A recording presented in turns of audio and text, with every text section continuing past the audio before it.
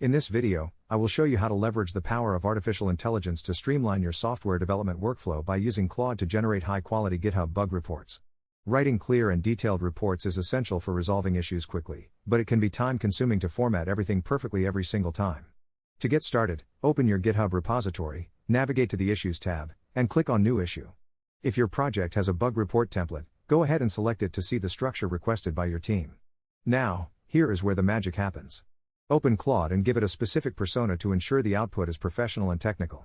You should prompt the AI to act as a lead quality assurance engineer and ask it to convert your raw error data into a highly detailed GitHub bug report. Tell Claude to structure the response using specific markdown headers for clarity. These headers should include a bug description for a concise summary, a dedicated section for steps to reproduce the issue, and a comparison between the expected behavior and the actual behavior. You should also ask it to include environment details with placeholders for things like your operating system or browser version. Most importantly, ensure the technical context and stack trace are formatted inside code blocks so they are easy for developers to read. Once Claude generates the report, simply copy and paste the markdown into your GitHub issue.